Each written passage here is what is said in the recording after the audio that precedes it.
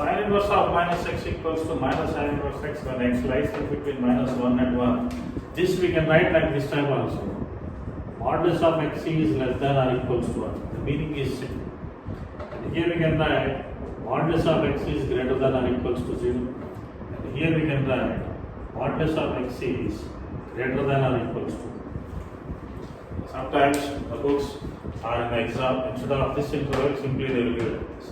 X lies in between minus 1 and 1 is nothing but mod x is less than or equals to 1. X belongs to R means mod x is greater than or equals to 0. And mod x is greater than or equals to 1, meaning is x lies in between minus infinity to minus 1 union 1 to infinity. Next set, cos inverse of minus x equals to pi minus cos inverse x. And here we write mod x is less than or equals to 1.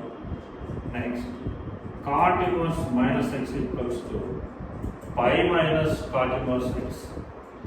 Here mod x is greater than or equals to 0. Next, secant inverse of minus x is pi minus secant inverse x. And mod x is greater than or equals to 1. So to prove this one, we'll assume let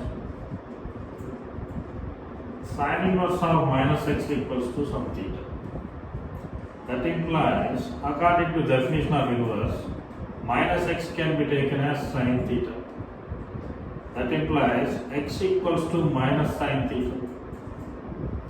That implies x equals to minus sin theta. We know that we can write like this, sin of minus theta. Or the same thing we can write like this also, sin of minus theta equals to x. Now again, by using the definition of inverse, sin of minus theta equals to x means minus theta can be written as sin inverse of x. That implies send the minus other side. Theta equals to minus sin inverse x. And earlier, theta means what we took, see, sin inverse of minus x. So we can write therefore theta means sin inverse of minus x is equals to what we are getting here, minus sin inverse x. Like this. The same way, by taking let cos inverse minus x equals to theta. That implies minus x equals to cos theta. Multiply by minus on both the sides.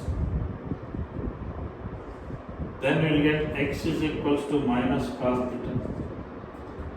Earlier, minus sin theta can be written as sin of minus theta, but here we can't write like this because we know that cos of minus theta is always cos theta.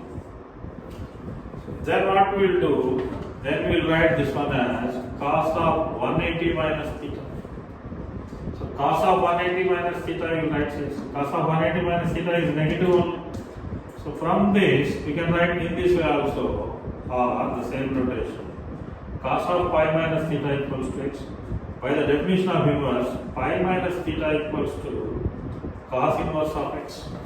This is what we have written. That implies theta. Theta means what we have written here, cos inverse of minus x. That is pi minus cos inverse of minus x equals to cos inverse of x. That implies, you send this by other side, minus cos inverse of minus x equals to minus pi plus cos inverse x. Multiply by minus, then we will get cos inverse of minus x equals to pi minus cos inverse x.